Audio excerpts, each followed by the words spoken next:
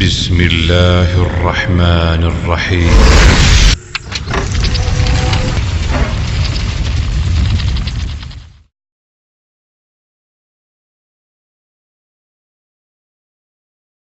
میں بلا تاخیر قاری امجد شوکت صاحب کی سجائی ہوئی محفل میں دعوت خطاب دیتا ہوں. عظیم مذہبی سکالر، میری جماعت کا فخر، نکتہ دان خطیب، شباز خطابت تشریف لاتے ہیں جناب حضرت مولانا پروفیسر متی اللہ باجوہ صاحب. ان سے قبل آپ تمام بھائیوں نے ہاتھوں کو بلند کر کے رب العالمین کی کبریائی کا اعلان کرنا ہے. نعرہ تکبیر، نعرہ تکبیر. سیرت النبی کانفرنس، پروفیسر متی اللہ باجوہ صاحب، امیر چیئرمین اسوہ فاؤنڈیشن پاکستان. الحمد لوليه والصلاة على نبيه والوزن والعدل والفضل والنظم والعزم بالجزم بوحدته بكبريائه بسلطان وبإعلان وبإتقان وبإيمان وبيان في فرقان وحده لا شريك له وحده بوحدة موحدا بوحدة موحدا بوحدة وحيدا وأحدا بلا مدد وجدد ونسب ووصف في الكمال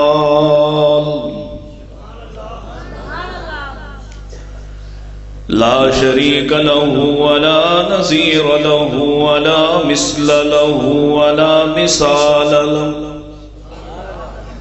ولا وزير له ولا مقارن له ولا مكازم له ولا مداني له ولا مضارع له ولا جلد بلد ولد جسد رسب جزب نزب عزم له ولا جذب وصف عيب كعب بيت خصم له ولا مقارن له ولا مكازم له ولا مداني له ولا مضارع له ولا مناظر له. ثم نشهد أن لا إله إلا الله وحده لا شريك له من يشرك في ذاته وصفاته وعاداته وآياته أو يتبرك بغيره من نبي وولي وتقي ونقي ونسيم وحسين وجميل وصغير وكبير فعليه الخسران والوبال. ثم نشهد أن سيدنا وسندنا ونبينا ومولانا مؤيدنا مخدومنا منزومنا معصومنا مقسومنا مقصودنا أجدر الخلق جديرنا أعظم الخلق وأشرف الخلق وأحسن الخلق وأكمل الخلق وأجمل الخلق وأنور الخلق من الحسن والصدارة والولاية والحكاية والعناية والهداية والأمانة والإمامة أعلانا وأجلانا وأتقانا وأزهدنا وأرفقنا وأنورنا وأخترنا وأكبرنا أحمر أنظر أجدر أطفل أوسق أكمل أجمل له. ثم نشهد أن حبيب ربنا وسمدنا محبوب جدلنا ونزلنا ووصلنا إيماننا مبين فرقاننا هادي سبيلنا رونق جدراننا هو عدوة نزمة قدوة رتبة أسوة حسنة وبدلائله القاهرة الغالبة الظاهرة الباطنة صعد إلى سدرة المنتهى في ليلة المعراج كشف الدجى ثم دنا ثم دنا ثم دنا فتدلى فكان قاب قوسين أو أدنى. أعوذ بالله السميع العليم من الشيطان الرجيم. يا أيها الذين آمنوا أطيعوا الله وأطيعوا الرسول وأولي الأمر منكم فإن تنازعتم في شيء فردوه إلى الله والرسول إن كنتم تؤمنون بالله واليوم الآخر ذلك خير وأحسن تأويلا. وقال الله تعالى وما أرسلناك إلا كافة للناس. حمد و ثنا اور درود و سلام کے بعد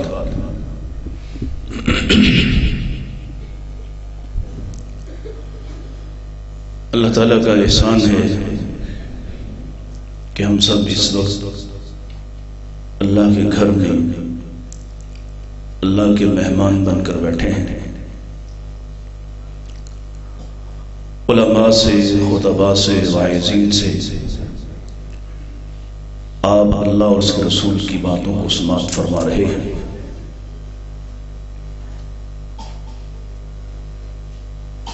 بڑی توجہ میری طرف رہے گی اور یہ بچے اگر میرے سامنے بیٹھنے ہیں تو بالکل خاموش میرا بیٹا، آپس میں باتیں نہیں کرنا. یہ اللہ تعالیٰ کا احسان ہے کہ ہم اس کے گھر میں اس کے مہمان بن کر بیٹھے ہیں. اور ایک احسان اس سے بھی بڑا ہے کہ اس نے ہمیں مسلمانوں کے گھر میں پیدا فرمایا ہے. اور اس سے بھی بڑا احسان یہ ہے کہ اس نے ہمیں صحیح عقیدہ عطا فرمایا ہے. اب ہم جب صحیح عقیدے کے حامل مالک ہیں تو ہم پر کچھ ذمہ داری بھی عائد ہو جاتی ہے جو دوسروں سے زیادہ ہے. اور وہ ذمہ داری یہ ہے کہ ہمارے سٹیج سے، ہماری زبان سے، ہمارے پروگرام سے، ہماری کانفرنس سے کوئی ایک پیغام بھی ایسا نہیں جانا چاہیے جو اللہ اور اس کے رسول کے بھیجے ہوئے، بتلائے ہوئے، سکھلائے ہوئے دین کی کسی ایک بات کے بھی خلاف ہے. یہ وہ ذمہ داری ہے جو دوسرے لوگوں پر شاید عائد نہیں ہوتی. اللہ کا فضل و احسان ہے، ہمارے علماء، ہمارے خطباء، ہمارے بھائی، ہمارے مشائخ اکابر اس بات کا خیال رکھتے ہیں اور کہیں جو کمی بیشی ہو جائے اس کو بتلا دینا بھی ضروری ہے. میں اپنی گفتگو کے آخر میں اب بتاؤں گا کہ کیا کمی بیشی ہوئی ہے اور اس کو ذمہ داری سمجھتے ہوئے کوئی تنقید یا تنقیص نہیں بلکہ صرف اور صرف اصلاح کے لیے آخر میں عرض کروں گا انشاءاللہ. نبی مکرم صلی اللہ علیہ وسلم کے ساتھ ہمارا رشتہ بڑا حساس ہے. جب یہ بات ہم کہتے یا ہمارے واعظین، ہمارے خطباء، ہمارے اسٹیج سیکرٹریز، ہمارے نقباء جب یہ نعرے لگواتے ہیں حرمت رسول پر جان بھی قربان ہے، تو یہاں تک پہنچنے کے لیے جان قربان کرنے کے جذبے سے پہلے کچھ چیزیں سیکھنا ضروری ہے. نبی مکرم علیہ السلام سے محبت کا تعلق ہے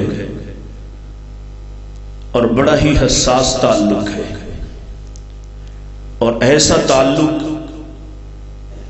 کسی دوسرے کے ساتھ نہیں ہے، اور جب تک سارے تعلقات سے بڑھ کر یہ تعلق نہیں ہوتا اس وقت تک یہ نعرہ تو ہو سکتا ہے، یہ دعویٰ تو ہو سکتا ہے، لیکن اس دعوے کی لذت کیا ہے، اس کی چاشنی کیا ہے، اس کی شیرینی کیا ہے، اس کا لطف کیا ہے، اس کو ہم نہیں پا سکتے۔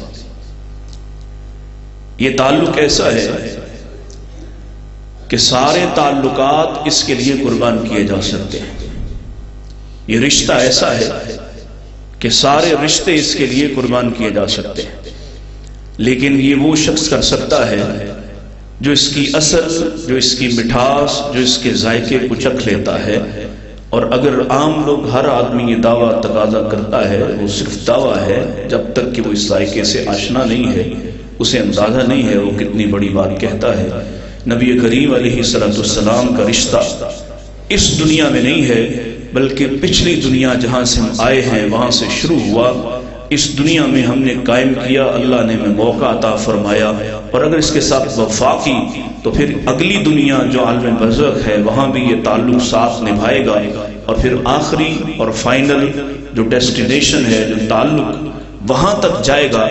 ابھی بات ہو رہی تھی کہ سارے نبی بھی اس وقت رب نفسی رب نفسی پکار رہے ہوں گے، اور پورے حشر کے میدان میں صرف یہ ایک رشتہ، یہ ایک تعلق میرے اور آپ کے لیے بات کرنے کے لیے جسارت کرے گا۔ یہ بڑا حساس رشتہ ہے، غور کیجئے، آنکھیں کھولیے، نعرہ لگانے سے پہلے، دعویٰ کرنے سے پہلے اس کو سمجھیے کہ یہ کیا رشتہ ہے۔ اس وقت پاکستان میں بھی ایک طبقہ سڑکوں پر ہے جو یہ کہہ رہا ہے کہ ختم نبوت کے اصل دعوے دار ہم ہیں، اور ہم جو کہتے ہیں وہ مان لیا جائے، اور ہم بھی یہ دعویٰ کرتے ہیں کہ ختم النبیین، خاتم النبیین، ختم الرسول جناب محمد رسول اللہ صلی اللہ علیہ وسلم کے ساتھ ہمارا بڑا گہرا، بڑا گاڑھا تعلق ہے۔ یہ تعلق کتنا حساس ہے یا کتنا اہم ہے، اس کی حساسیت کا، اس کی اہمیت کا اندازہ لگائیے۔ اور میں بات یہاں سے مثال دے کے شروع کرتا ہوں تاکہ آپ کو سمجھنے میں آسانی ہو، کیونکہ آپ نے سبحان اللہ کہنی تھی جب میں لمبی آواز میں بات کرتا، جیسے اب میرے پاس عثمانی صاحب جیسا گلا نہیں ہے، میں کیا کروں۔ امام مالک رحمہ اللہ تعالی سے ایک نوجوان بچے نے سوال کیا، امام صاحب وضو کیسے کرتے ہیں؟ توجہ ہے نا میرے طرف؟ کیا سوال کیا؟ آپ بھی اپنے علماء سے، آپ بھی اپنے خطیب سے، آپ بھی اپنے امام سے پوچھتے ہیں وضو کیسے کرنا ہے؟ عام سا سوال ہے۔ امام صاحب فرماتے ہیں بیٹا تیرا سوال درست نہیں ہے، پہلے اپنے سوال کو ٹھیک کر لو پھر میں جواب دوں گا۔ اس نے الفاظ کو گھما پھرا کے پھر سوال کیا کہ مجھے بتلائیں کہ وضو کیسے کرتے ہیں، کس طرح سے وضو کرنا ہے۔ فرمایا تیرا سوال درست نہیں ہے، سوال درست کر، جواب دیتا ہوں۔ اس نے تیسری مرتبہ بھی کم و بیش انہی الفاظ سے پھر پوچھا کہ میں یہ پوچھنا چاہتا ہوں کہ نماز سے پہلے جو وضو کرتے ہیں وہ کس طرح سے کرتے ہیں، کہاں سے شروع کرتے ہیں، کیسے ختم کرتے ہیں، کیسے مکمل ہوتا ہے، وضو کے فرائض کیا ہیں، سنن کیا ہیں۔ امام صاحب فرماتے ہیں تیرا سوال اب بھی ٹھیک نہیں ہے، تو جب تک سوال صحیح نہیں کرے گا میں جواب نہیں دوں گا۔ اب وہ تھک ہار کے کہتا ہے کہ امام محترم، استاد محترم، آپ سوال بھی خود کر لیں، آپ سمجھ تو گئے میں کیا پوچھنا چاہتا ہوں، آپ سوال بھی خود کر لیں اور جواب بھی عنایت فرما دیں۔ فرمایا مجھ سے پوچھو کہ اللہ کے رسول وضو کیسے کرتے تھے صلی اللہ علیہ وسلم۔ میں نے نہیں کہنا بار بار آپ کو یہ نہ کہیں، آپ کو سمجھدار آدمی ہیں، اتنے خطبہ ہمارے آپ کو زبردستی نکلواتے ہیں آپ سے۔ فرمایا مجھ سے سوال کرو کہ اللہ کے نبی علیہ السلام کس طرح سے وضو کرتے تھے، پھر میں جواب دیتا ہوں۔ بچہ کہتا ہے کہ استاد محترم میں بھی تو یہی پوچھ رہا تھا، آپ ظاہر ہے جب وضو بتاتے تو آپ رسول اللہ صلی اللہ علیہ وسلم کا ہی وضو بتلاتے، کہ آپ امام اہل سنہ ہیں، آپ امام مسجد نبوی ہیں، آپ امام مدینہ ہیں، آپ حدیث کے امام ہیں، آپ ظاہر ہے نبی کریم علیہ السلام کا ہی وضو بتلاتے، اس میں کیا بات ہے؟ اس سوال میں اور اس سوال میں کیا فرق ہے؟ فرمایا سنو، اور آپ سب سے بھی کہتا ہوں، اور آپ کے ذریعے سے اس علاقے اور اس گاؤں کے رہنے والوں سے بھی کہتا ہوں، اپنے سوال صحیح کر لو، جواب انشاءاللہ ٹھیک ہو جائیں گے۔ یہ سوال مت کرو کہ حضرت صاحب ہمارے مسلک میں ہاتھ کہاں باندھتے ہیں، یہ سوال مت کرو کہ حضرت صاحب ہمارے مسلک میں فاتحہ پڑھنا جائز ہے یا نہیں۔ سوال یہ کر کہ اللہ کے نبی صلی اللہ علیہ وسلم نے نماز میں کون سی حالت کس طرح سے اختیار کی، جواب خود ہی ٹھیک ہو جائے گا۔ فرمایا سن، تم نے مجھ سے پوچھا کہ اے مالک ابن انس وضو کیسے کرتے ہیں، میں تمہیں وضو کا طریقہ یقیناً رسول اللہ کا بتلاتا، میں بتلاتا کہ ہاتھ ایسے دھونے ہیں، چہرہ ایسے دھونا ہے، پاؤں ایسے دھونے ہیں، لیکن جب تو آگے بیان کرتا، تو آگے بتلاتا، تو تو کہتا کہ میں نے مالک سے سنا تھا وضو ایسے کرنا ہے، وضو کا طریقہ یہ ہے، جبکہ مالک اللہ کے دین میں بنیاد اور سند نہیں ہے، مالک کا کہا ہوا دین نہیں ہے، مالک کا فرمایا ہوا دین نہیں ہے، جب تک تو بات رسول اللہ صلی اللہ علیہ وسلم تک نہیں لے جائے گا دین ثابت نہیں ہوگا۔ اور جب تم مجھ سے یوں پوچھتے کہ اے امام مالک اللہ کے نبی نے وضو کیسے کیا تھا، تو میں بھی بتلانے میں احتیاط کرتا، میں تمہیں بتلاتا کہ میں نے فلاں تابعی سے سنا تھا یا فلاں استاد سے سنا تھا، میرے اس استاد نے فلاں تابعی سے سنا تھا، اس تابعی نے فلاں صحابی سے سنا تھا، اس صحابی نے بتلایا کہ محمد رسول اللہ صلی اللہ علیہ وسلم وضو ایسے کرتے تھے۔ جب تو آگے بتلاتا، تو بھی بتلاتا کہ میں نے مالک سے پوچھا تھا وضو اللہ کے نبی کیسے کرتے تھے، مالک نے بتلایا کہ فلاں شخص سے، فلاں استاد سے میں نے پوچھا تھا، اس استاد نے فلاں تابعی سے سنا تھا، اس تابعی نے فلاں صحابی سے سنا تھا کہ اللہ کے نبی اس طرح سے وضو کیا کرتے تھے۔ وضو تب ثابت دین کی عبادت ہے، دین کا حصہ ہے، وضو تب صحیح ہوگا جب محمد رسول اللہ کرتے ہوئے دکھائی دے۔ اس لیے کہ اللہ کے اس دین میں بنیادی حیثیت، بنیادی مقام، سند کی حیثیت محمد رسول اللہ صلی اللہ علیہ وسلم کی ہے، امام مالک کی نہیں۔ اس لیے یہ تعلق بڑا اہم ہے، یہ تعلق درمیان سے نکل جائے، دین کے کسی مسئلے میں، دین کی کسی عبادت میں، دین کے کسی جزء میں نبی پاک علیہ السلام کا نام نکل جائے، اللہ کی قسم ہے وہ کسی کا قول ہو سکتا ہے، کسی کا فعل ہو سکتا ہے، کسی کی مرضی ہو سکتی ہے، کسی کی رائے ہو سکتی ہے، کسی کی خواہش ہو سکتی ہے، کسی کی چاہت ہو سکتی ہے، دین نہیں ہو سکتا۔ کچھ سمجھے؟ جاری رکھیں، سمجھ آ رہی ہے؟ اوکھا کام ہے اس لیے کہہ رہا ہوں، جلدی جان چھڑا لیں۔ اللہ اکبر۔ ایک اور بات سنیے،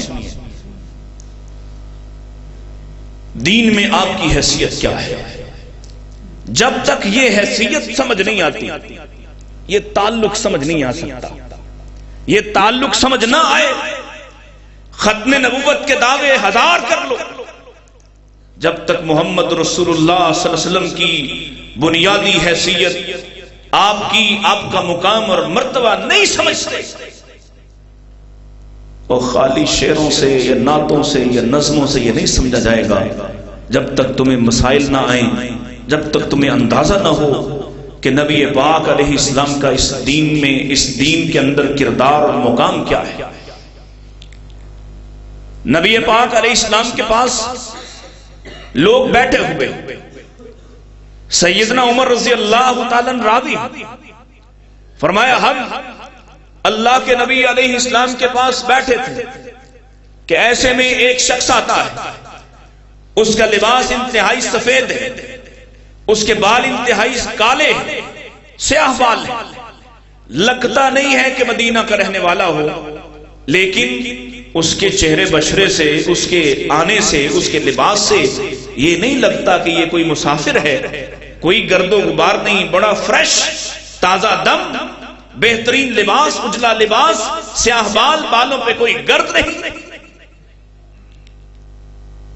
آپ کے ہاں بھی کوئی اگر موٹر سائیکل پہ دور سے سفر کر کے آئے جو آپ کی گاؤں بستی کا نہ ہو تو اس کا حلیہ اچھا خاصا بگڑا ہوتا ہے۔ اب تو گاڑیاں آ گئی، ایئر کنڈیشنڈ گاڑیاں آ گئی، پتہ ہی نہیں چلتا آپ کہاں سے سفر کر کے آئے ہیں، کہاں مسافر لگتا نہیں، لیکن ہم میں سے کوئی اسے پہچانتا نہیں کہ مدینے کا رہنے والا نہیں تھا۔ آیا اور نبی پاک علیہ السلام کے گھٹنوں سے گھٹنے ملا کر بیٹھ گیا اور کچھ سوال کرتا ہے، اور سوال اتنے سادہ، اتنے آسان، اتنے عام، جیسے دین کے بارے میں کچھ جانتا ہی نہ ہو، بڑے بنیادی سوال۔ مل اسلام، اسلام کس کو کہتے ہیں؟ مل ایمان، ایمان سے کیا مراد ہے؟ مل احسان، احسان کس کیفیت کا نام ہے؟ متی الساعہ، قیامت کب آئے گی؟ وما اشراطها، اس کی نشانیاں کیا ہیں؟ سوال بڑے سادہ سے، اور جب اللہ کے نبی علیہ السلام ان سوالوں کا جواب دیتے ہیں فصدقہ، پھر آپ کی تصدیق کرتا ہوا کہتا ہے صدقتا، آپ نے سچ فرمایا، ایمان کا یہی معنی ہے، اسلام اسی کو کہتے ہیں، احسان اسی کیفیت کا نام ہے۔ صحابی کہتے ہیں ہم بڑے پریشان، بڑے حیران، سوال ایسے کرتا ہے جیسے جانتے ہی نہ ہو، اور جب اللہ کے نبی جواب دیتے ہیں تو آپ کی تصدیق کرتا ہے، آپ کی تائید کرتا ہے، جیسے پہلے سے جانتا ہو، جیسے پہلے سے پتا تھا۔ بڑے حیران، مجلس برخاست ہو گئی، وہ شخص اٹھا اور چلا گیا۔ پیارے رسول علیہ السلام فرماتے ہیں جاؤ ذرا اس کو تلاش تو کر کے لاؤ۔ سب نکلے، کوئی اس گلی، کوئی اس گلی، کوئی اس بازار، کوئی اس بازار، کسی کو ملا ہی نہیں، پشمردہ چہرے، پریشان سے واپس لوٹے۔ اللہ کے نبی علیہ السلام نے کام کہا تھا، ڈھونڈ کے لانے کو، واپس بلانے کو کہا، ملا ہی نہیں۔ واپس آئے، آقا وہ تو کہیں غائب ہی ہو گیا، ہمیں ملا ہی نہیں۔ آپ نے پوچھا جانتے ہو یہ کون تھا؟ اللہ و رسولہ عالم، اللہ اس کا رسول جانتے ہیں۔ سمجھ نہیں آئی، اس کا آنا بھی عجیب، سوال بھی عجیب، تصدیق بھی عجیب، پھر غائب ہو جانا بھی عجیب، ہماری سمجھ سے کچھ نہیں آیا۔ فرمایا یہ تو جبریل تھے، ذاک جبریل اتاکم لیعلمکم دینکم، آئے تھے تمہیں تمہارا دین سکھلانے۔ حدیث مکمل ہو گئی، علماء تشریف فرما ہے، حدیث مکمل ہو گئی۔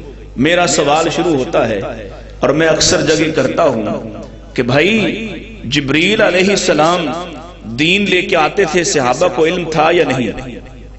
علم تھا، صحابہ جانتے تھے کہ جبریل ہی دین لے کے آتا ہے، صحابہ کو علم تھا کہ جبریل اللہ کی مرضی سے آتا ہے، اپنی مرضی سے نہیں آتا، اب بھی اپنی مرضی سے نہیں آتا، سال میں ایک مرتبہ اب بھی آتا ہے، لیکن اس وقت یا اس رات کو آتا ہے جب مالک کائنات اسے حکم کرتا ہے۔ کیوں نہیں اپنی مرضی سے آتا؟ اس لیے کہ کسی فرشتے کی سرشت میں نہیں کہ وہ اللہ کی نافرمانی کر لے، وہ اللہ کے حکم کی سرتابی کر لے، جو اللہ اس کو کہتے ہیں، جو اللہ حکم کرتے ہیں اس کے مطابق انجام دیتا ہے، اپنی مرضی سے نہیں آیا، لایا ہے دین، پہلے بھی دین لاتا تھا، صحابہ کو اس کی خبر تھی، صحابہ کو اس بات کا بھی علم تھا کہ کبھی کبھی جبریل انسانی شکل میں بھی آتا ہے، اس بات کا بھی علم تھا۔ تو جو تعارف آپ نے اس کے جانے کے بعد کروایا ہے کہ یہ جبریل ہیں، تمہیں تمہارا دین سکھانے آئے ہیں، وہ تعارف سوال جواب کی نوبت نہ آتی، جیسے ہی وہ آتے نبی پاک علیہ السلام ہاتھ پکڑتے اور سب کے سامنے تعارف کرواتے، ذاکا جبریل، یہ جبریل ہے، اتاکم لیعلمکم دینکم، تمہیں تمہارا دین سکھانے آئے ہیں، دین رب کی طرف سے آیا ہے، جبریل لے کے آتے ہیں، پہلے بھی خبر تھی۔ ایسا کیوں نہیں ہوا؟ ایسا کیوں نہیں ہوا؟ سوچیے۔ اور میرے وہ بھائی ادھر والے وہ بھی سوچیں، اگر جبریل کا لایا ہوا دین نہیں بن سکتا تو کسی اور کا فرمایا ہوا کیسے بن سکتا ہے؟ اس لیے کہ جبریل بھی آ جائے، آتا اللہ کی مرضی سے ہے، سب کو خبر ہے، ایمان ہے اس بات پر، لیکن اللہ کی قسم ہے جبریل کا فرمایا ہوا بھی دین نہیں بن سکتا جب تک کہ وہ زبان مصطفیٰ سے نہیں نکلتا ہے۔ آپ کی حیثیت، آپ کا مقام، آپ کا مرتبہ، وما ينطق عن الهوى ان هو الا وحی یوحی، ہمارے خطباء علماء اس کا ترجمہ ایک حصہ کرتے ہیں کہ آپ کی زبان نہیں ہلتی، آپ کی زبان سے کلام نہیں ہوتا جب تک کہ آپ کو اللہ وحی نہیں کرتا۔ ایک اور اس کا لطیف سا معنی ہے، نطق ینطق نطق، میری طرف دیکھیں اور میری طرف دیکھیں، میں بھی آپ کی طرف دیکھ رہا ہوں نا، آپ میری طرف دیکھ لیں، یہ جو ہونٹوں کی حرکت ہے اس کو نطق کہتے ہیں۔ وما ينطق عن الهوى، آسمان والا ضمانت دے رہا ہے میرے نبی کے ہونٹ نہیں ہلتے جب تک میں اشارہ نہیں کرتا۔ وحی کا مطلب کیا ہے؟ اشارہ کرنا، سن رہے؟ وحی کا مطلب کیا ہے؟ اشارہ کرنا۔ آسمان والا ضمانت دے رہا ہے وما ينطق عن الهوى، میرے نبی کے ہونٹ نہیں ہلتے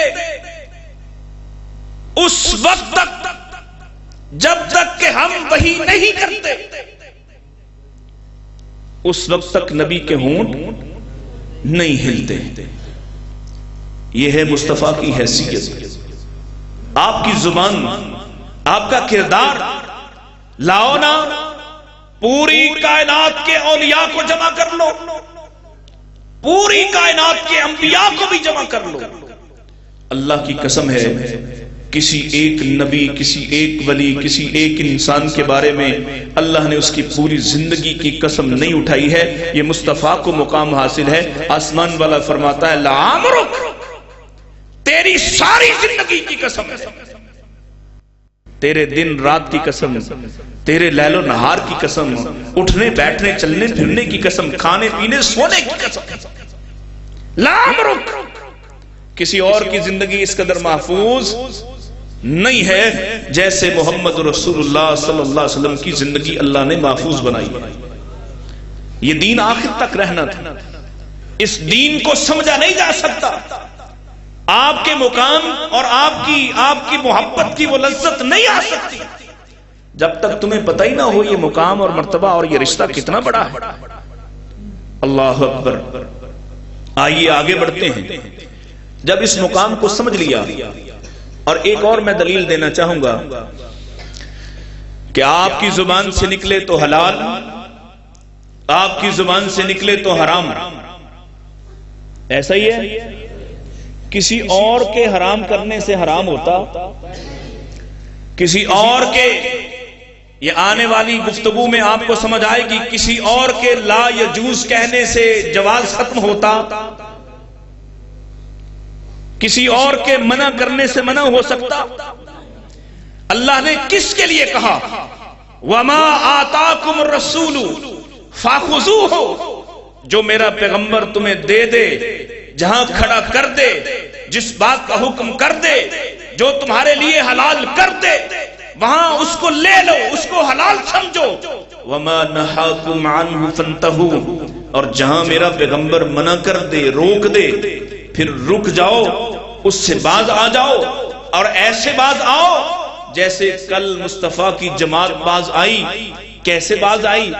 ضمناً ایک بات یاد آ گئی ہے، یہ خیبر کا میدان ہے، نبی کریم علیہ السلام کے ساتھ 1400 صحابہ، وہ 1400 جنہوں نے نبی کریم علیہ السلام کے ہاتھ پر بیعت کی، جنہوں نے موت کی بیعت کی، جن پر آسمان والے نے فرمایا لقد رضی اللہ عن المؤمنین اذ یبایعونک تحت الشجرہ، وہ لوگ جنہوں نے اس درخت کے تلے آپ کے ہاتھ پر ہاتھ رکھ کر تم سے یہ قسمیں کھائیں کہ اے پیغمبر جہاں کہو گے وہاں پاؤں رکھیں گے، جہاں کہو گے وہاں اپنی نگاہ اٹھائیں گے، چلتے ہی جائیں گے، جان سے گزر جائیں گے، تیری اطاعت سے سرمون انحراف نہیں کریں گے۔ وہ 1400 کے 1400 جن پر اللہ نے اپنی رضوان اتاری، وہ 1400 ابھی واپس مدینہ آئے تو پیغمبر اسلام نے حکم دیا کہ اپنے لباس مت اتارو، اپنے ہتھیار مت اتارو، چلو ہم نے خیبر چلنا ہے۔ خیبر پہنچے، صبح کا وقت ہے، اور خیبر پہنچنے کے لیے راستہ وہ انتخاب کیا جو مشکل رستہ، جو سنگلاخ زیادہ، جس میں کانٹے زیادہ، جس میں پہاڑیاں زیادہ، جو عام راستہ، عام گزرگاہ نہیں تھی، تاکہ خیبر والوں کو علم ہی نہ ہو سکے کہ ہم ان کے سر پہ پہنچ گئے ہیں۔ صبح کا وقت ہے، پیارے رسول علیہ السلام اپنی جماعت کے ساتھ خیبر کے قلعوں کے سامنے فروکش ہوتے ہیں۔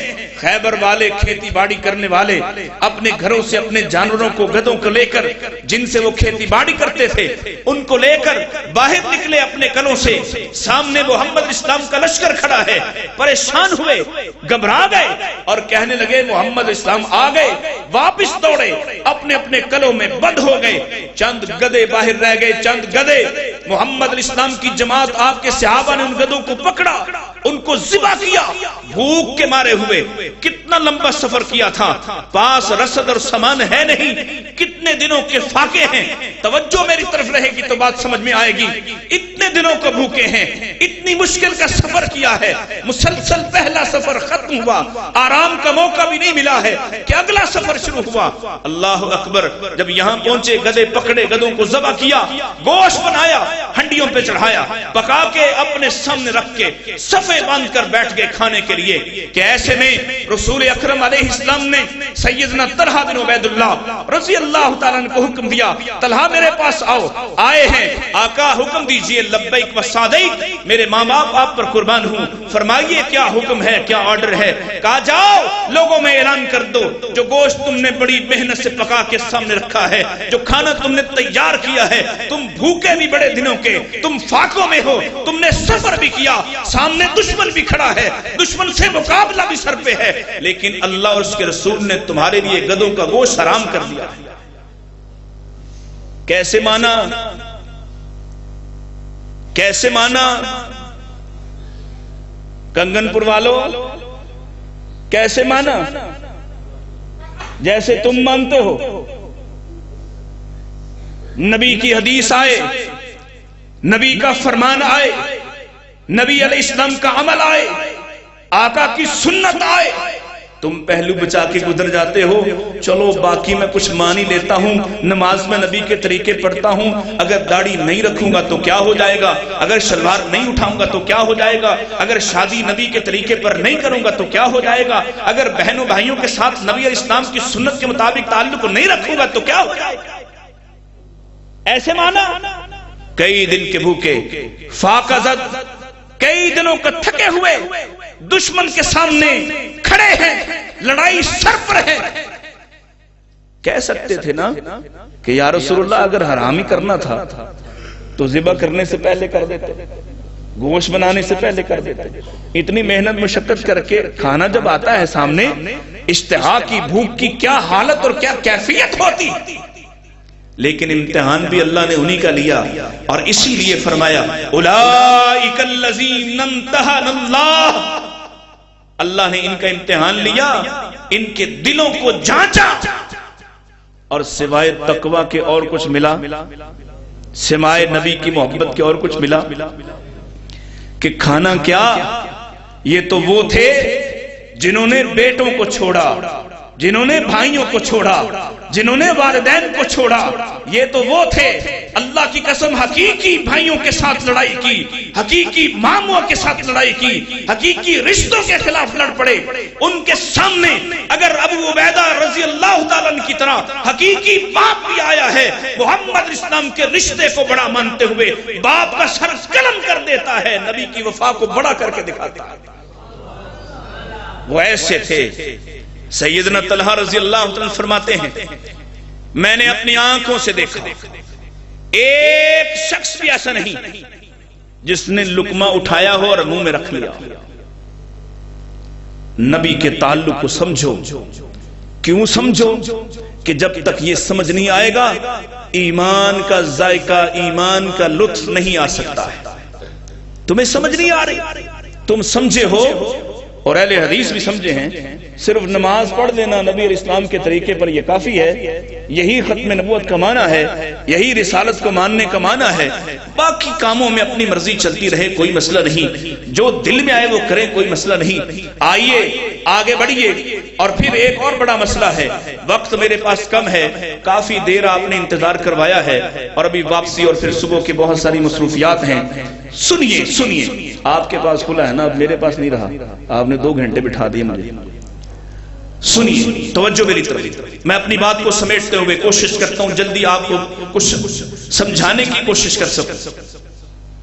نبی صلی اللہ علیہ وسلم کی حیثیت سمجھ میں آئی؟ آپ کا مقام اور مرتبہ سمجھ میں آیا؟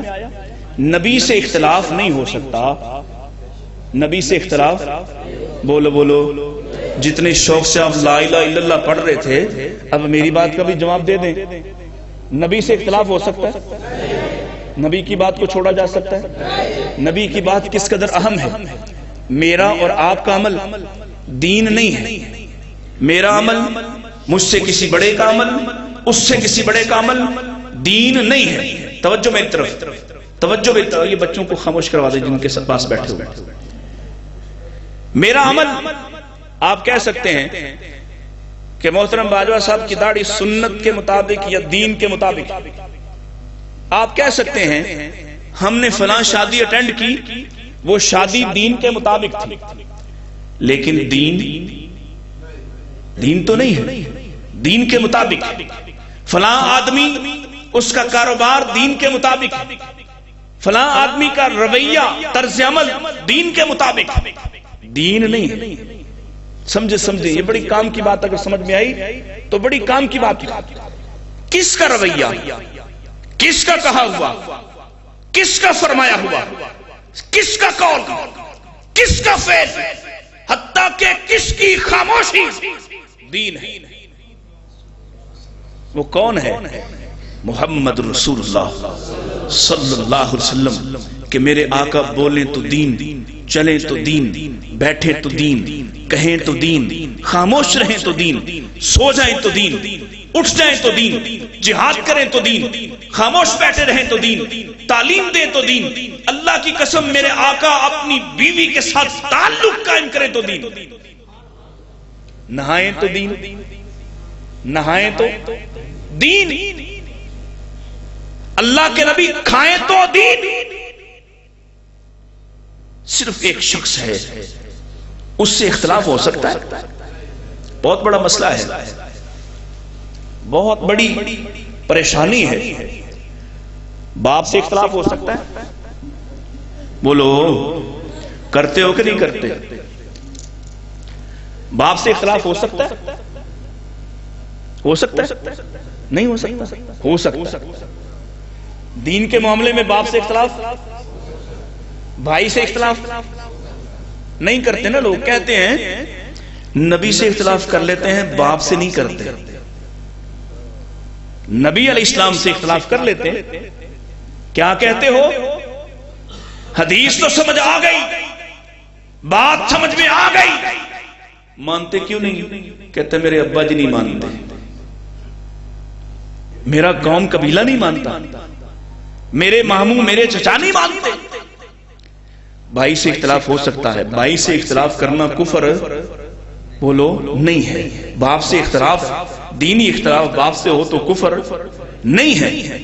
کسی استاد سے ہو تو نہیں, کسی بڑے سے ہو نہیں. کس سے اختلاف نہیں ہو سکتا؟ وہ صرف ایک ہستی, صرف ایک ہستی کہ جس سے اختلاف کیا تو کفر ہے.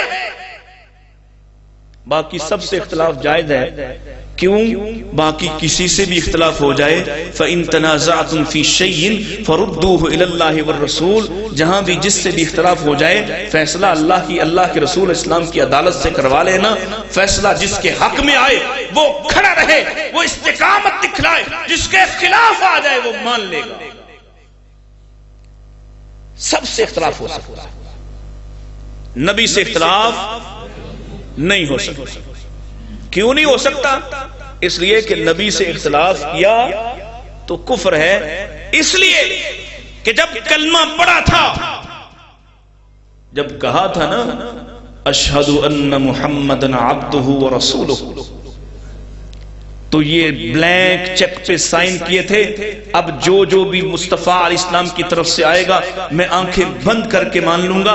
میری عقل میں آتا ہو نہ آتا ہو, میرے رواج میں آتا ہو نہ آتا ہو, میری تہذیب میں آتا ہو نہ آتا ہو, میری سمجھ میں آتا ہو نہ آتا ہو, میرے قوم کے خلاف ہو, میرے قبیلے کے خلاف ہو, میرے خاندان کے خلاف ہو, میں چپ کر کے مان لوں گا کہ مصطفیٰ سے اختلاف نہیں ہو سکتا. رب نے قرآن میں فرمایا ما كان لمؤمن ولا مؤمنة اذا قضى الله ورسوله امرا ان يكون لهم الخيرة. اگر تمہاری یہ تربیت کی ہوتی نا کہ تمہیں عربی بھی سمجھ آ رہی ہو پھر مزہ آتا ہے گفتگو کرنے کا, نہیں تو آنکھیں بند کر کے میں بھی تھوڑی دیر لگ جاتا ہوں. توجہ کرو, یہ زندگی کھیل لطف نہیں ہے. تقریریں بھی لطف کے لیے, گفتگو میں بھی لطف کے لیے. تم نے بھی صبح اٹھ کے کہنا ہے فلاں کی گفتگو نے بڑا مزہ دیا. سمجھے کیا تبدیل کیا ہوا؟ تمہارا نظریہ, تمہاری سوچ, تمہاری فکر بدلی کہ نہیں بدلی؟ اس پر غور کرو. لطف مت لو, یہ دین ہے. دین ایک ایک بات پر اللہ شاہد, تمہارے جذبات پر اللہ شاہد, تم کس نیت سے آئے اس پر اللہ شاہد, اور سنانے والا کس لیے سناتا ہے, واہ واہ کرواتا ہے, نعرے لگواتا ہے, سبحان اللہ کی بلند پکاریں آتی ہیں, اس پر بھی اللہ شاہد ہے. اس کو کھلواڑ مت بناؤ اگرچہ تم اہل حدیث ہی کیوں نہ ہو. خوب سمجھو یہ کتنا اہم, کتنا حساس مسئلہ ہے کہ سب کے ساتھ اختلاف ہو سکتا ہے, مصطفیٰ کے ساتھ اختلاف نہیں ہو سکتا. رب نے سورہ احزاب میں ابھی میں نے آیت پڑھی, مومن اور مومنہ جب یہ مومن ہو جائے مرد یا عورت, پھر اس کے پاس اللہ رسول کے فیصلوں میں یہ اختیار نہیں ہے کہ یہ اپنی مرضی کرے. اختیار ہے. اب چہرے نیچے نہ کرنا, جن نوجوانوں نے بلکہ جن اچھے خاصے بوڑھوں نے بھی داڑھی نہیں رکھی, نبی صلی اللہ علیہ وسلم کا فیصلہ ہو واف اللحا وکس الشوارب. میرے بھائی خطبہ تم سے وعدے لیتے ہیں, میں وعدہ نہیں لے رہا, میں تمہیں بتلا رہا ہوں. جس کا تم نے کلمہ پڑھا اس کے بعد پابند ہو گئے, تم چھوڑ کیسے سکتے ہو اس کو؟ تمہارے پاس اختیار نہیں ہے کہ تم سے وعدہ لوں کہ کل رکھ لینا. بھائی تم نے کلمہ پڑھا, مصطفیٰ کی غلامی کا توق تمہارے گلے میں ہے, یا اس کو اتار دو یا مصطفیٰ کی بات کو مان لو. پھر اپنی مرضی کی جا سکتی. جو تنقید دوسرے مسلک پر ہوتی ہے اس پر واہ واہ ہوتی, اور جو تنقید تم پر کی جائے یہی کرو گے, آئندہ نہیں بلاؤ گے. میرا کون سا کاروبار ہے؟ سمجھو, ایک بار آیا ہوں, شاید دوبارہ کبھی نہ آ سکوں, لیکن اللہ کی قسم حق ادا کرنے کی کوشش کروں گا. اپنے سینوں کے اندر دھڑکنے والے دل سے پوچھنا, جب مصطفیٰ کا کلمہ پڑھا پھر تیرے پاس اپنی مرضی کی زندگی گزارنے کا سرٹیفکیٹ اور لائسنس کس نے دیا؟ جس کا کلمہ پڑا ہو صدقے جاؤں واری جاؤں لبیک یا رسول اللہ بھی ہو, حرمت رسول پر جان بھی قربان ہو, لیکن مصطفیٰ کے قول کو پاؤں تلے رونپ دوں, یہ کون سی وفا ہے, یہ کون سی وفا ہے. رب اکبر کی قسم, کل قبر میں بھی کل حشر میں بھی کوئی تیری بات کرنے والا نہیں ہوگا. جس ماں باپ کے لیے قربان ہوا جاتا ہے, جس اولاد کے لیے اپنے آپ کو ہلکان کر رہا ہے, یوم یفر المرء من اخیہ وامہ وابیہ وصاحبتہ وبنیہ, سارے رشتے تجھ سے ناتا توڑ لیں گے, ایک مصطفیٰ کھڑے ہوں گے اکیلے میدان میں جو رشتہ بتلا رہے ہوں گے. اللہم امتی رب امتی, اللہ میری امت کے ساتھ تعلق ہے, رشتہ ہے, یہ سارا کچھ میرے لیے قربان کر کے آئے تھے. آج تیری جلالت بڑی, تیری قدر و منزلت بڑی, تیرے سامنے کھڑے ہونے کا خوف بڑا, لیکن اے میرے رب میں اپنی امت وفادار امتی کے لیے تیرے سامنے گڑ گڑا رہا. 7 دن کی طوالت کا سجدہ کر کے رب تجھے منا رہا, میری امتی کو چھوڑ دے. ایسے نہیں ملے گا, آدھا کچا پکا, تھوڑی سی وفا بہت ساری بے وفائی, اس کے ساتھ نہیں ملے گا. کہ تعلق سمجھ آتا, اور تعلق سمجھ آتا بیوی کے لیے کپڑوں کے رنگ بھی چنتا ہے,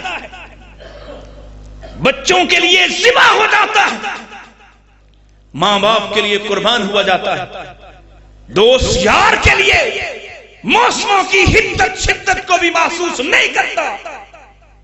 ایک نبی کا تعلق تمہیں ہلکا لگا جس میں تم اپنی مرضی جو دل میں آئے وہ کرو, نہیں سمجھیے. اب آپ تیار ہو گئے تو اگلی بات کرتا ہوں, ٹائم ہو نہیں گیا میرا.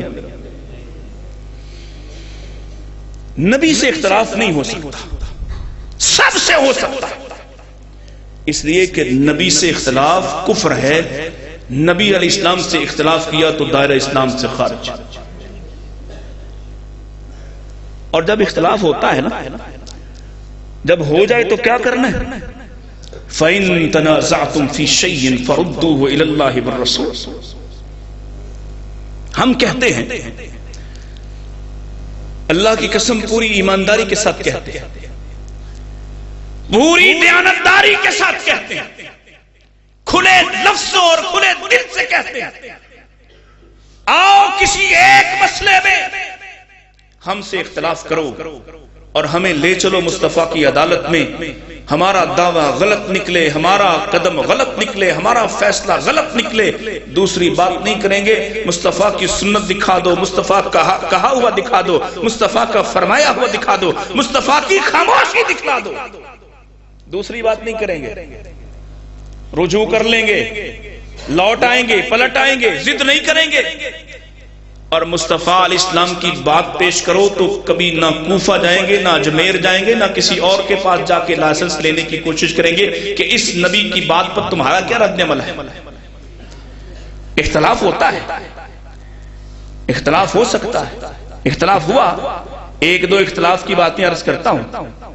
اختلاف ہوا مصر کے قاضی کے پاس, توجہ ہے نا, وہ لوگ ہاتھ اٹھائیں آپ جن کی توجہ میری طرف ہے, مجھے دیکھ رہے ہیں جو, ماشاءاللہ. مصر کے قاضی کے پاس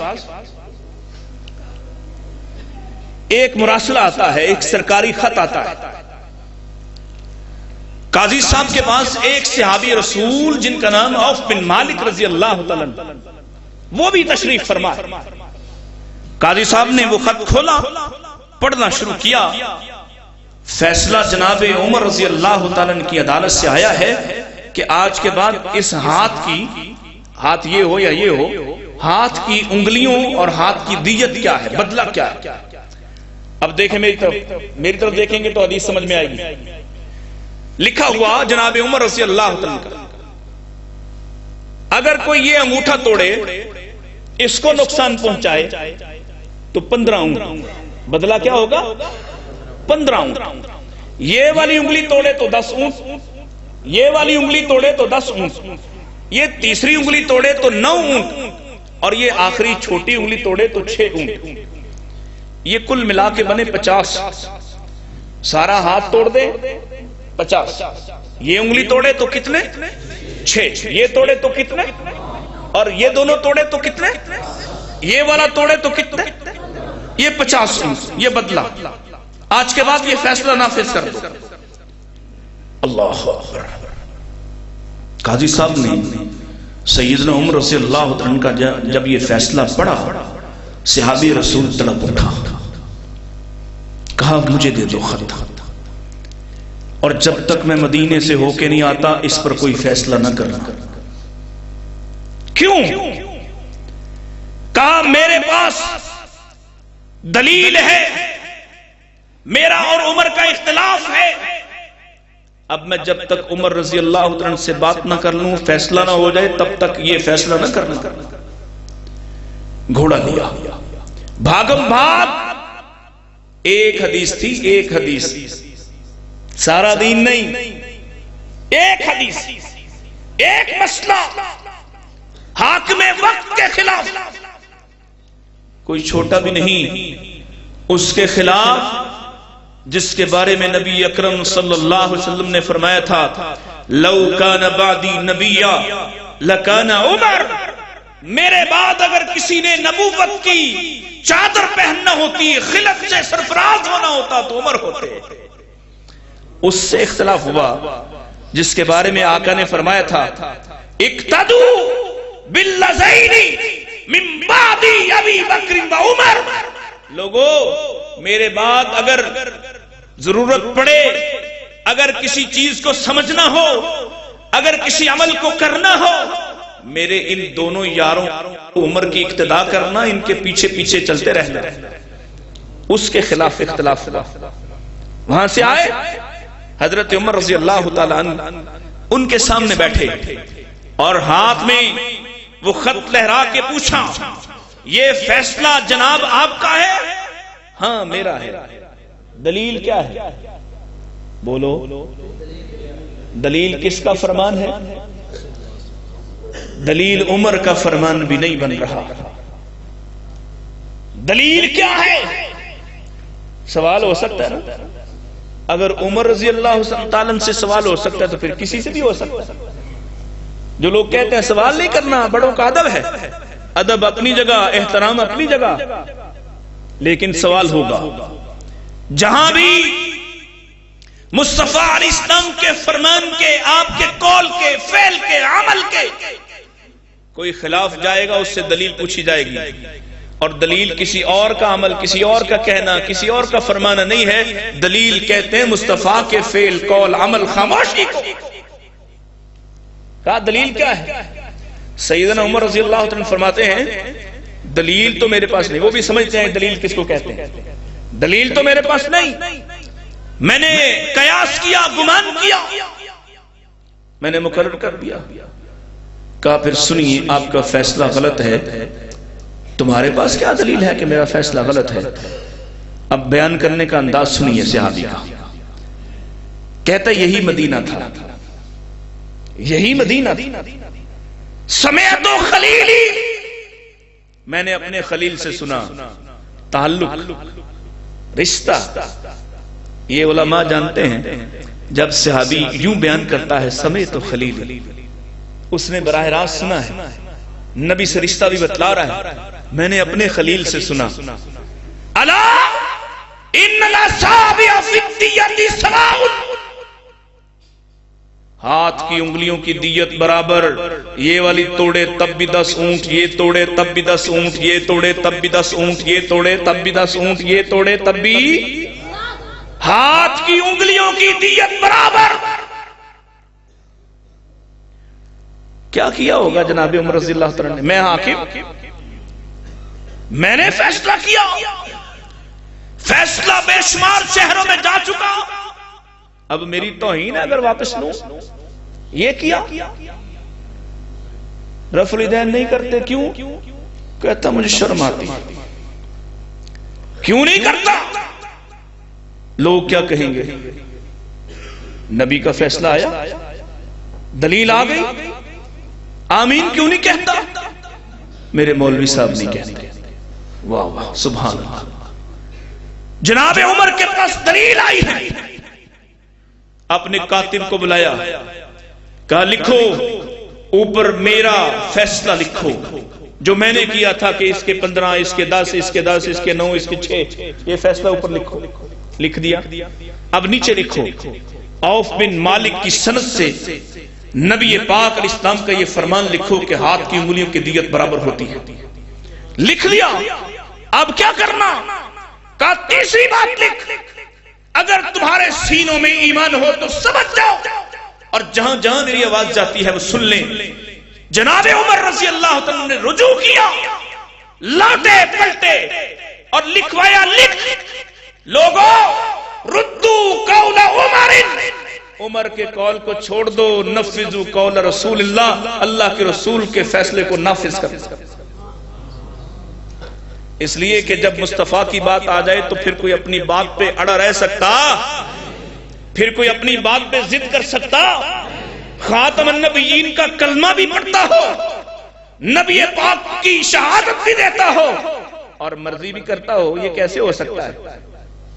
ایک اور بات سن لیجئے، اب گھنٹہ ہو جائے تو بتا دینا۔ اور بھی اختلاف ہوا، کس کے ساتھ؟ میں چن کر وہ مثال دوں گا تاکہ تمہارے کسی کام بھی آئے۔ رشتہ، تو داماد کو نہیں روکتا، لمبا لیٹ جاتا ہے داماد کے سامنے، کیوں؟ کہتا جی بڑا نازک رشتہ ہے، بیٹی دی ہوئی ہے، اب اس کو کیا کہوں، یہ غلط کام کر رہا ہے، کیا کروں؟ رشتہ بڑا حساس ہے، میری بیٹی اس کے گھر میں، بہانہ بناتا ہے دین سے فرار کر۔ فیصلہ تم کرنا کہ تمہارا مزاج صحیح ہے، تمہارا کردار صحیح ہے، یا نبی کریم علیہ السلام کا یہ دین جو ہم تک پہنچا ہے وہ صحیح راستہ بتلاتا ہے۔ اور اگر سمجھ آ جائے تو پھر آج کے بعد اپنے دامادوں، اپنے بہنوئیوں، اپنے رشتوں کی وجہ سے کبھی دین قربان نہ کرنا۔ اگر سمجھ آ جائے، جناب علی رضی اللہ تعالیٰ بازار میں جا رہے، آواز کان میں پڑی، لوگوں اپنے کاروبار، اپنی دکانیں بند کر کے مدینہ کی گراؤنڈ میں، میدان میں جمع ہو جاؤ کہ ایک مجنونہ عورت کو زنا کی سزا ملنے لگی، سنسار کیا جائے گا، سب اپنے کاروبار بند کر کے وہاں پہنچو۔ اور یہی طرز عمل شریعت کا کہ جب کسی ظالم کو، کسی بد کردار کو، کسی حد کے نافذ ہونے والے کو سزا دی جائے تو سارے معاشرے کے سامنے دی جائے۔ رات کی تاریکی میں کسی کو پھانسی نہیں دینا ہے، تاکہ لوگوں کو عبرت ہو۔ اور دو پاکستان میں سزا ذرا چوکو چراہوں میں چند ایک کو دو گے، اللہ کی قسم سارے ڈاکو بھاگ جائیں گے۔ چند بدکاروں کو صرف کوڑے لگا دو، پاکستان سے فحاشی کا نام و نشان مٹ جائے گا۔ چند چوروں کو ان کے ہاتھ کاٹ دو، پھر تم کھلے گھر چھوڑ کے چلے جانا، کوئی گھر میں داخل ہونے کی جرت نہیں کرے گا۔ لاؤ مصطفیٰ کا نظام، سارا ملک جھوٹوں کا، نعرے نبی کے اور نظام غیروں کے، نعرے نبی کے سب کہتے ہیں، صدر وزیر اعظم سب نیچے تک، جس سے پوچھ لو، وہ جو زائد احمد جس نے ختم نبوت پر ڈاکہ ڈالا وہ بھی کہتا ہے ختم نبوت پر بڑا پکا یقین ہے۔ اللہ سنا، پریشان ہو گئے، بھاگے بھاگے جناب عمر رضی اللہ عنہ کے پاس ہے۔ رشتہ کیا ہے؟ سسر داماد۔ اور رشتہ کیا ہے؟ او وابیو یہ بھی جان لو، رشتہ کیا ہے؟ سسر کون ہے؟ نہیں پتا۔ کون؟ جناب علی۔ داماد کون؟ سیدنا عمر۔ علی رضی اللہ تعالیٰ عنہ کی بیٹی جناب عمر کے گھر میں رشتہ بڑا حساس ہے، مقابلہ ہے، ایک طرف علی، ایک طرف عمر، ان کی فضیلت تم نے سن لی. علی رضی اللہ تعالیٰ عنہ کون ہے؟ فرمایا علی تمہیں میرے ساتھ وہ تعلق، وہ نسبت ہے جو موسیٰ کے ساتھ ہارون کو تھی. غیر معمولی شخصیت. ایک اور مقام پہ خیبر کے دن فرمایا کل میں جھنڈا اس کو دوں گا، کمانڈر اس کو بناؤں گا جو اللہ اور اس کے رسول سے محبت کرتا ہو اور جس سے اللہ اس کے رسول بھی محبت کرتے. ہائے ہائے سیدنا عمر رضی اللہ تعالیٰ فرماتے ہیں اللہ کی قسم ساری زندگی ایسی رات مجھ پر کوئی اور نہیں آئی کہ میں ساری رات جاگ کر اپنے رب سے کچھ مانگ لوں. یہ وہ رات تھی جب میں ساری رات جاگا، الہی میں بھی تو تیرے نبی سے محبت کرتا، میں تجھ سے بھی محبت کرتا، تو جانتا ہے کل میرے بارے میں فیصلہ ہو کہ عمر کو کمانڈر بناتا ہوں، اس سے اللہ اور اس کے رسول بھی محبت کرتے. ساری رات جاگتا رہا. لیکن صبح ہوئی تو اللہ کے نبی اسلام نے فرمایا این علی، علی کہاں ہیں؟ علی رضی اللہ عنہ آئے تو ان کے بارے میں کیا فیصلہ ہوا کہ علی وہ ہیں جو اللہ اور اس کے رسول سے محبت کرتے ہیں اور جن سے اللہ اور اس کے رسول بھی محبت کرتے ہیں. اتنی بڑی شخصیت. فاطمہ الزہرا کے شوہر، حسنین کے والد، بہت بڑی شخصیت. اختلاف ہوا، آ کے کہا خلیفہ جی یہ آپ کا فیصلہ ہے؟ ہاں میرا فیصلہ ہے. دلیل کیا ہے؟ دلیل کیا؟ جناب علی رضی اللہ تعالیٰ نے اس بات کا لحاظ، اس کا خوف نہیں کیا کہ میری بیٹی عمر کے گھر میں میں یہ دعویٰ، میں یہ بات، یہ سوال کیوں اٹھاؤں؟ رشتہ بڑا حساس ہے اور ان کے لیے دین اہم تھا، رشتے اہم نہیں تھے. سوال اٹھایا دلیل کیا؟ انہوں نے فرمایا کہ میرے سامنے اور آپ بھی موجود تھے، ایک غامدیہ عورت کو رجم کی، سنگساری کی سزا اللہ کے نبی اسلام نے اپنے زمانے میں دی، ہم سب موجود تھے. یہی دلیل ہے عورت پر سنگساری ہوگی کیونکہ حد جاری ہو چکی، ظلم اور اس کا جرم ثابت ہو چکا. کہا پھر اس عورت کا اور اس عورت کا آپ کو کوئی فرق محسوس نہیں ہوتا؟ وہ غامدیہ عورت صحت مند عورت تھی، ہوش مند عورت تھی، عقل مند عورت تھی، شعور والی تھی. اللہ کے نبی اسلام کا فیصلہ سن لیجئے پھر دیکھیے گا کیا فیصلہ ہے. فرمایا نبی کریم اسلام نے فرمایا تھا الا ان اللہ قد رفع الکلم عن ثلاثہ، اللہ نے قلم کو تین لوگوں سے اس کو اٹھا دیا ہے. 3 لوگوں کے بارے میں فیصلہ نرم آیا ہے. عن النائم حتی یستیقظ والغلام حتی یحتلم والمجنون، سونے والا نیند میں کچھ غلطی کر دے اس پر کوئی جرم ہوگا، چھوٹا لڑکا حتی یحتلم جب تک جوان نہیں ہو جاتا، بالغ نہیں ہو جاتا، اس پر کوئی حد ہوگی نہیں. والمجنون، پاگل کچھ کر لے، پاگل کچھ کر لے، اس پر کوئی حد جاری ہوگی. جب یہ فیصلہ سنایا جناب عمر رضی اللہ عنہ نے نہ رشتے کو لائے، نہ یہ کہا کہ آپ میرے سسر ہیں، آپ میری توہین کروا رہے، آپ مجھے کیوں پھنسا رہے؟ اب میں کہہ چکا، مدینے کے لوگ جمع ہو چکے، لوگ کیا کہیں گے کہ علی بڑے عالم ہیں یا عمر بڑے عالم ہیں، میری توہین ہو جائے گی، میں خلیفہ بھی، میں امیر بھی، میں حاکم بھی. اپنے ہر کارے کو بھیجا، جاؤ لوگوں میں اعلان کر دو. وہ پہلا فیصلہ عمر کا تھا، یہ دوسرا فیصلہ مصطفیٰ کا ہے. اپنے اپنے گھر کو چلے جاؤ، مجنون پر حد جاری نہیں ہو سکتی. اب رہ گئے ہیں، میرا خیال ہے وقت تو پورا ہو گیا، لیکن میں 3 باتیں کر کے 3 حدیثیں پیش کر کے اپنی بات ختم کروں گا تاکہ آخری حصہ آپ کو سمجھ میں آ جائے. اور اپنے خطیب صاحب بھی بلا لیں تاکہ وہ بھی آگے پھر چلا لیں جو انہوں نے چلانا ہے.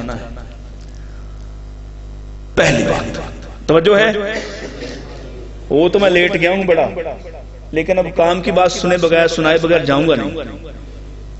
کیا خیال ہے؟ تیار ہیں؟ پہلی بات، ہمارے بھائی ہم سے ان کا اختلاف ہوتا ہے دین کے بعض معاملات میں، وہ درمیان میں لے آتے ہیں کوفہ کو، بغداد کو، دمشق کو، ایران کو، شام کو، انڈیا کو، بریلی کو، دیوبند کو، بڑی محبت کے ساتھ کہنے لگے کوئی دشمنی، نفرت، تعصب نہیں، محبت کی دعوت۔ ہم مانتے ہیں وہ بھی نبی علیہ السلام سے محبت کرتے ہیں، ہم بھی محبت کرتے ہیں۔ ہمیں تسلیم ہے کہ ان کا بھی بڑا جذباتی تعلق ہے، اور اس تعلق کو ہم ختم نہیں کر سکتے کہ وہ ہم یہ کہہ دیں کہ ان کا کوئی تعلق نہیں ہے، اور ہم اس تعلق اور اس محبت کا احترام کرتے ہیں۔ لیکن میں کچھ سوال اٹھاتا ہوں کہ جب جس کا کلمہ پڑا ہو، اگر ہمارا اور آپ کا کہیں اختلاف ہو جائے تو فیصلہ کون کرے گا؟ فیصلہ کوفہ سے ہوگا، فیصلہ بغداد سے ہوگا، فیصلہ بریلی سے ہوگا۔ کیوں نہیں ہوگا؟ کہ تم محترم بڑا مانتے، ہم محترم تو مانتے، لیکن مصطفیٰ سے بڑا کسی کو نہیں مانتے۔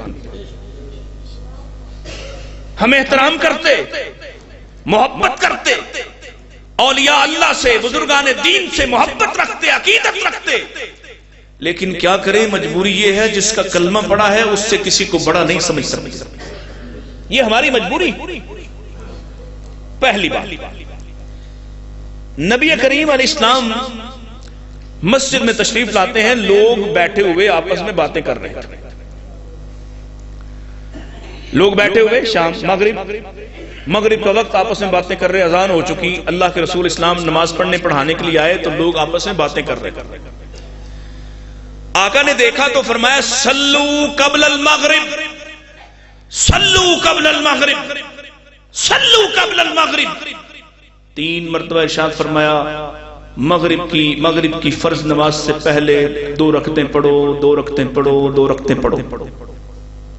4تھی مرتبہ ارشاد فرمایا لمن شاء، جو چاہے، رخصت بھی دے دی کہ جو نہیں پڑھ سکتا، کمزور ہے، دیر سے آیا، مجبور ہے، تھکا ہوا ہے، اجازت ہے نہ پڑھے، فرض نہیں ہے لیکن پڑھو تو اچھا۔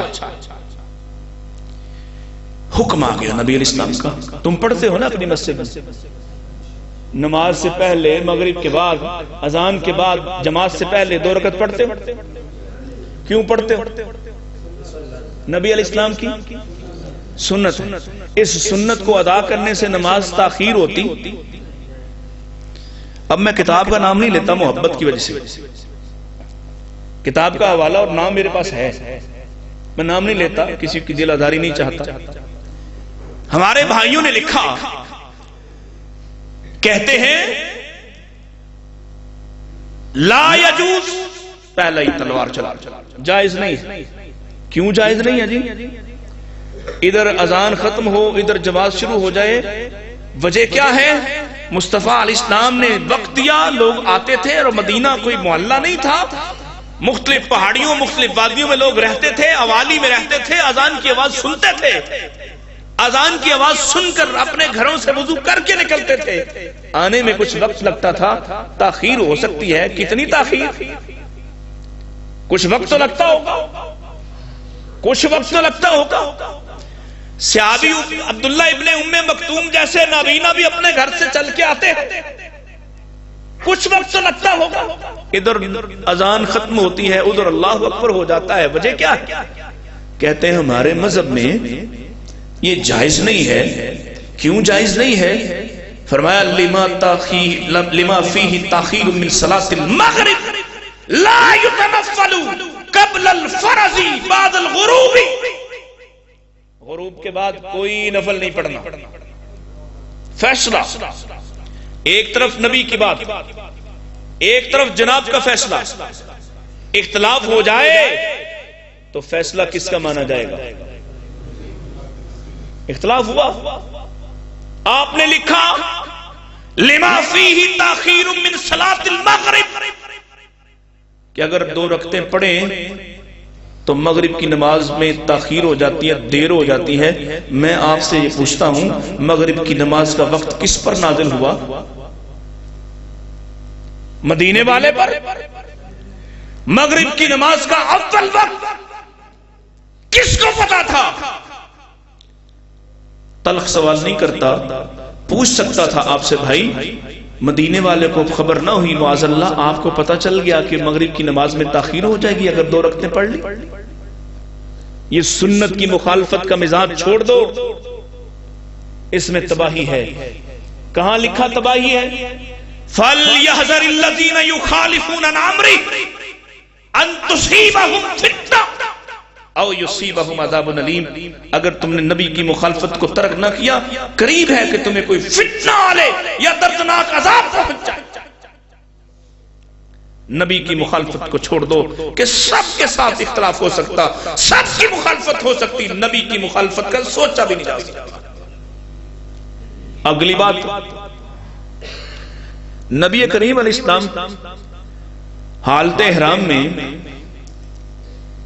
عمرہ کرنے کے لیے آ رہے کہ آپ کا ایک ساتھی حالت احرام میں اپنی سواری سے گرا اور شہید ہو گیا، فوت ہو گیا۔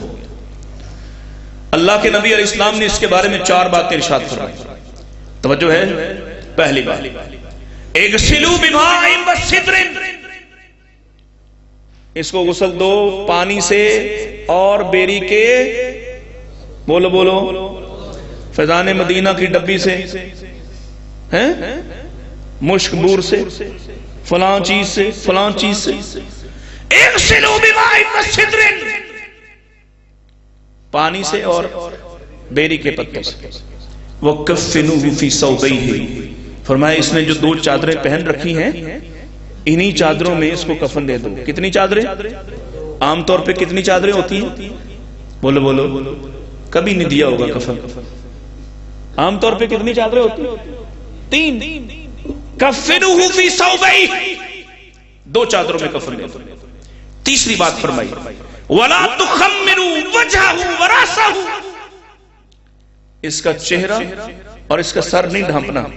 عام طور پہ ڈھانپتے ہو، اوپر سے بند کرتے ہو، قبر میں جا کے کھولتے ہو، اس کا نہیں ڈھانپنا۔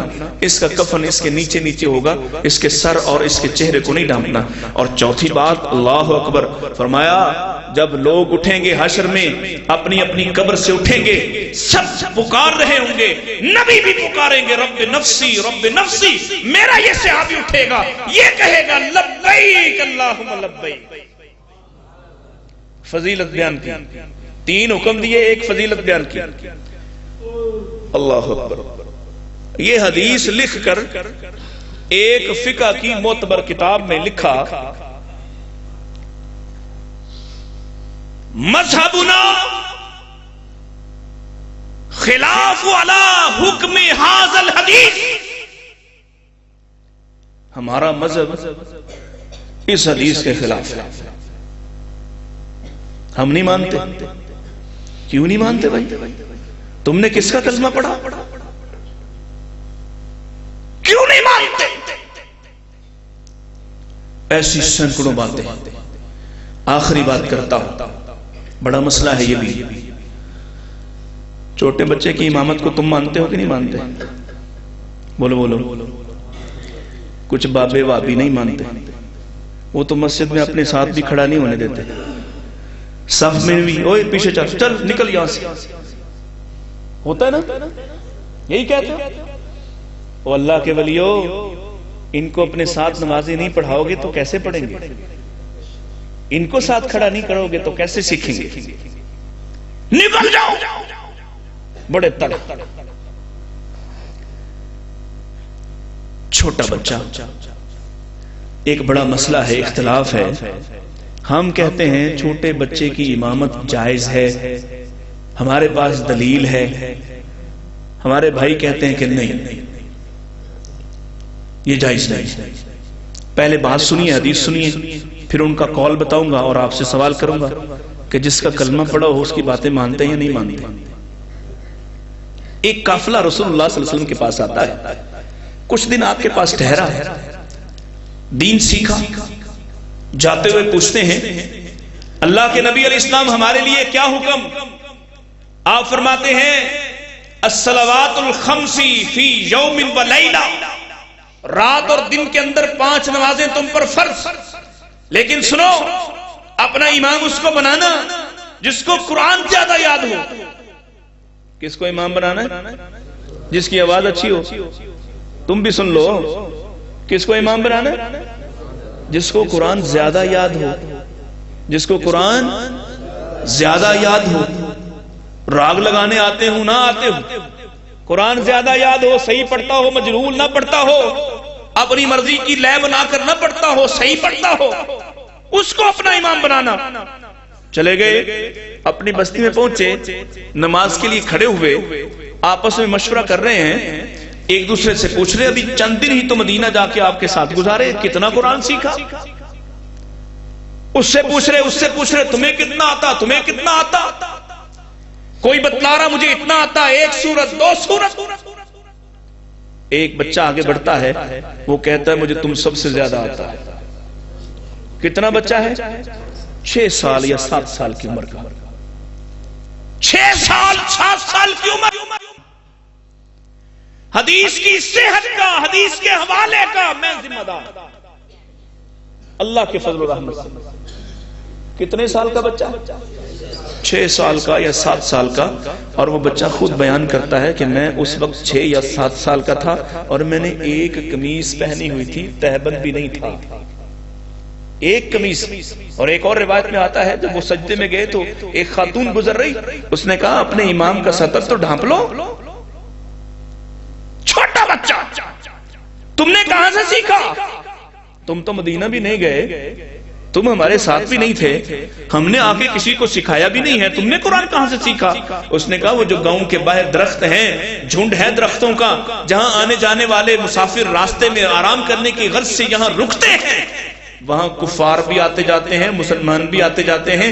جب مسلمان آتے تھے ہم ان کو دیکھنے کے لیے وہاں جاتے، مسلمان جب آرام کرتے اپنی تھکن تھکاوٹ اتارنے کے لیے رب کے قرآن کی تلاوت کرتے، میں نے ان سے سن کر یاد کر لیا، میں نے تم سب سے زیادہ یاد کری۔ چل پڑھا نماز ہوئی کہ نہیں ہوئی؟ کیوں کہ مصطفیٰ علیہ السلام نے فرمایا تھا امام اس کو بنانا جس کو قرآن زیادہ آتا ہو، امام اس کو بنانا جس کو قرآن زیادہ آتا ہو، عمر بڑی ہو چھوٹی ہو اس سے فرق پڑتا۔ اب جناب نے لکھا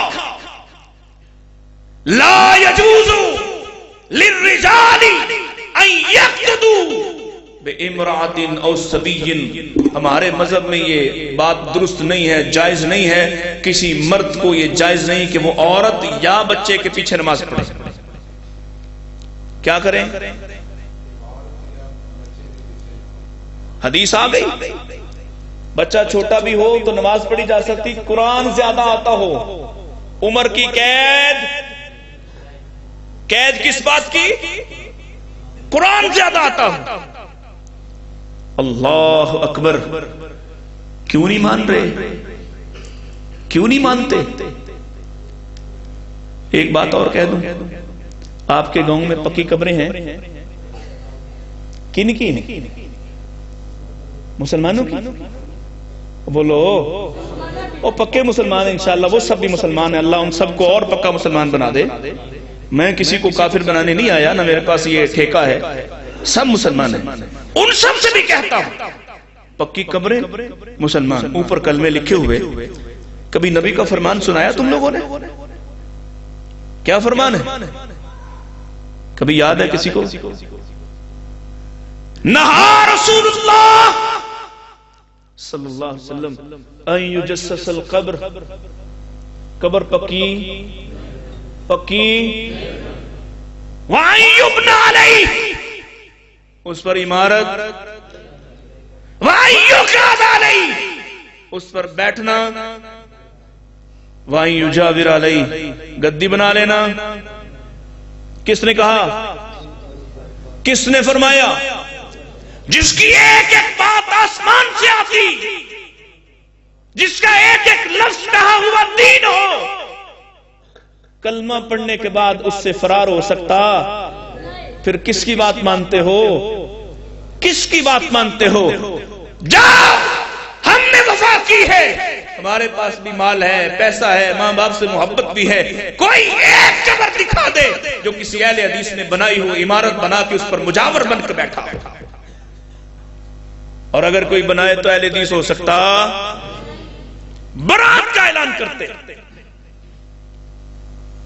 نبی کا کلمہ پڑھا، مرضی اپنی کرو، اور آپ بھی ایک ایک بات میں اس بات کی فکر کریں، اس تعلق کی وجہ سے، اس رشتے کی وجہ سے، نبی اسلام کے مقام کی وجہ سے، اور اپنی آخرت کی وجہ سے، کہ ایک ایک عمل میں شادی ویسے ہوگی جیسے مصطفیٰ علیہ السلام کی سنت ہے، عمل ویسے ہوگا جیسے مصطفیٰ کی سنت ہے، لباس ویسے پہنوں گا جیسے مصطفیٰ کی سنت ہے، عورتوں کا لباس بھی ویسے ہوگا جیسے مصطفیٰ کی سنت ہے، کہ دین میرے باپ کا، میرے خاندان کا، میرے قوم قبیلے کا، حق میرے قوم کے ساتھ قبیلے کے ساتھ نہیں ہے، حق ہمیشہ نبی کے ساتھ ہوتا ہے، اور نبی کے علاوہ کسی اور کے پاس حق ہو سکتا۔ وآخر دعوانا الحمدللہ رب العالمین۔